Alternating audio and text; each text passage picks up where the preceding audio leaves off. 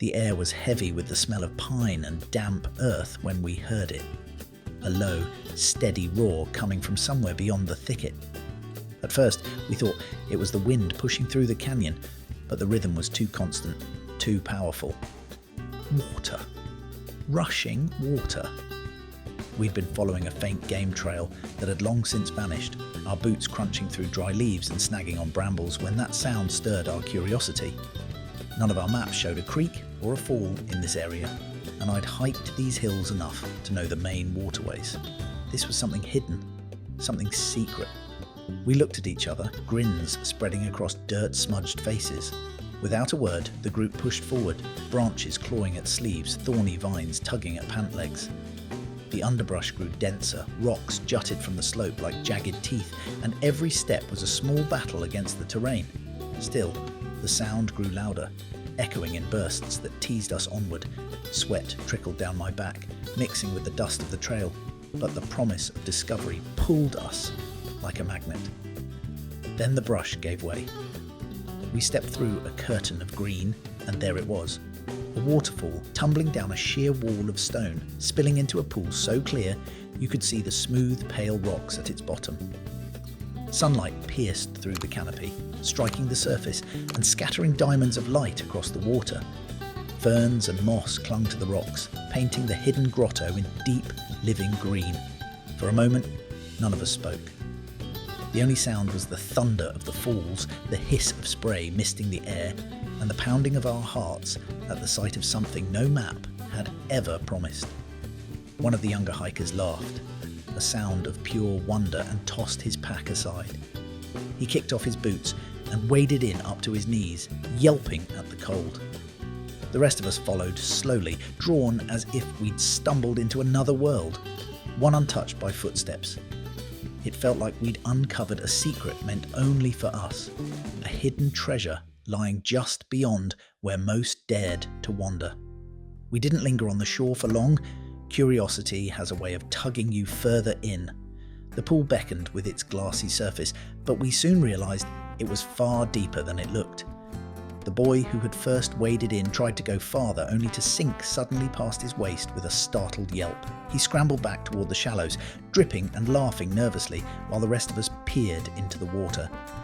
Beneath the sunlit surface, the pool shifted from pale turquoise to a dark, bottomless blue that swallowed the eye.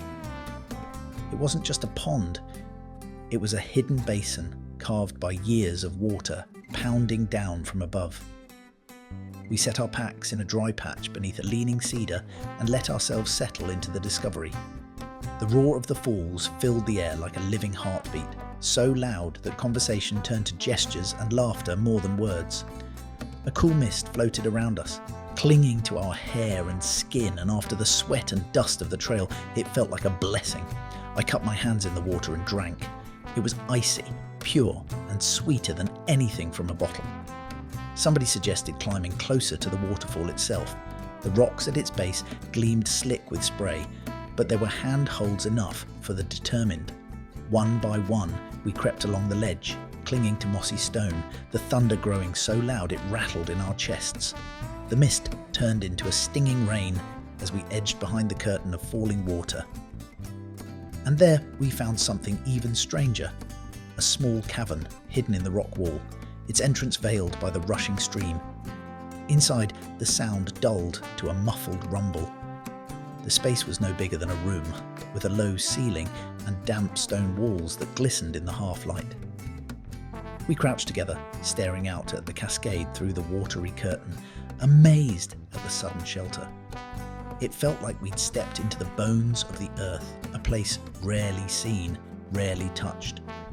I remember thinking then how easily we might have passed it by, if not for a moment's decision to follow a sound through the brush. It was like the land had chosen to show us a secret, something it kept hidden from all but the stubbornly curious. As we crouched in that shadowed cavern, the air cool and damp against our skin, a sudden sound cut through the thunder of the falls, a sharp crack of stone shifting somewhere deeper within the rock.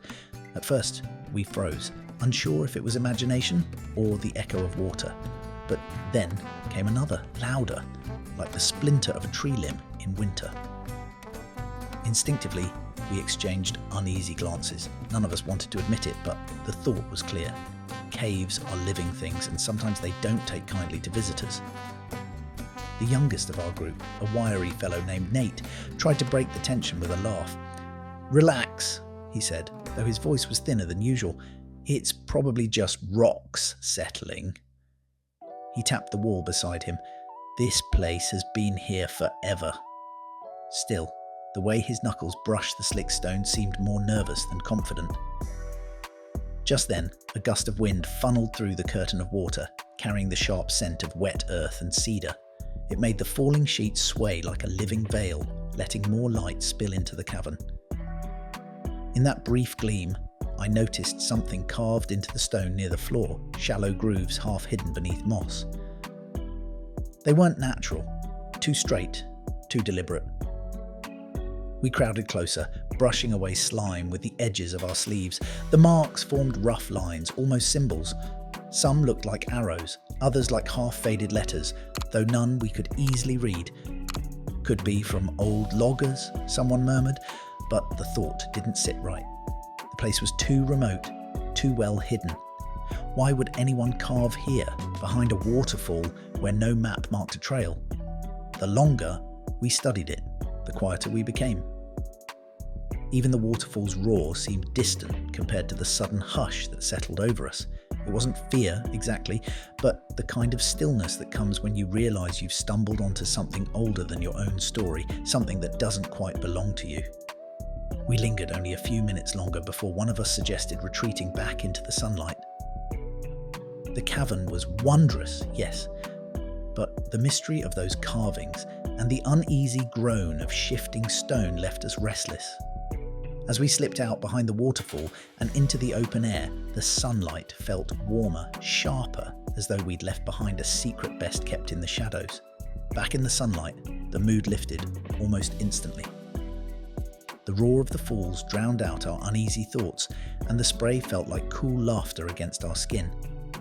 Nate, eager to prove he wasn't rattled, was the first to strip down to his shorts and plunge head first into the pool. His shout echoed off the stone walls, half from the icy shock and half from exhilaration. That broke the spell. We all followed, splashing into the crystalline water, sending ripples racing across its glassy surface. The cold was breathtaking. It stabbed at my chest, stole the air from my lungs, but within moments it felt like the purest kind of refreshment. We paddled out toward the deeper blue, diving under, feeling the tug of the current near the falls. Beneath the surface, everything was silent and dreamlike, shafts of sunlight piercing the water like golden spears. I swam down, reaching for the smooth white stones on the bottom, but the depth grew too dark, too endless. A shiver climbed my spine, and I kicked back to the surface with a gasp. We played like children for a while, climbing the rocks, leaping into the pool, daring each other to swim closest to the pounding cascade. The air was filled with laughter, the slap of water, and the thunder of the falls themselves. It felt as if time had stopped, as if the world beyond the trees no longer existed. Yet, even in our play, the memory of the cavern lingered. At one point, while floating on my back, I glanced toward the waterfall's curtain and thought of the carved symbols. Were they markers, warnings, or perhaps just some forgotten wanderer's attempt to leave proof of discovery? The idea that others might have stood where we now swam centuries ago sent a quiet thrill through me. Eventually, we pulled ourselves onto the sun-warmed rocks, stretched out to dry, and let the warmth seep back into our bones. The afternoon light painted the grotto in shades of gold and green, and for a while, none of us spoke. There was no need. The place itself spoke enough.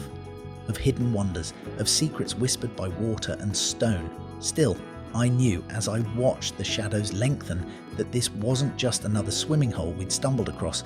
It felt significant, as though the land had opened its hand to us, shown us something rare, and was waiting to see what we'd do with it.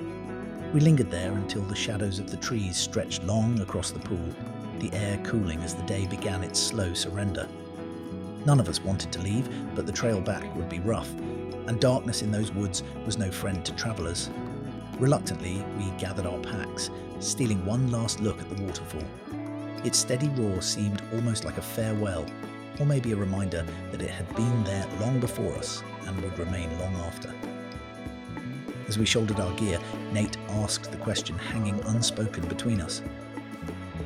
Do we tell anyone about this place? We all paused. On one hand, it was a treasure worth sharing, a secret oasis tucked away where no trail dared lead. On the other, we knew what happened when hidden spots made it onto maps. Footsteps wore down the moss, trash replaced the ferns, and the magic seeped out, replaced by noise and familiarity. In the end, we decided silently, with nothing more than the way we nodded and turned back into the brush, that the waterfall would stay ours, a memory to be carried, but not marked. The land had given us a gift. And gifts like that were best respected, not exploited. The hike back was quieter, each of us caught up in our own thoughts. Branches scraped against our arms, boots slipped on loose stone, and the sound of rushing water faded until it was only a whisper behind us. But the feeling of that place, the spray of the falls, the mystery of the carvings, the chill of the pool, stayed with us, etched deeper than any symbol in stone. Even now, when I sit by a fire and listen to the woods, I sometimes catch the faint echo of that hidden waterfall. I remember the way sunlight turned its spray into diamonds, the way we felt like the first people to ever stumble upon it. And I wonder how many other secrets lie just beyond the trail, waiting for a curious step or the courage to push through the brush. If there's a lesson I carried from that day, it's this. Not every treasure needs to be found on a map. Some are meant only for the few who wander far enough, listen closely enough, and keep quiet when the world reveals something rare.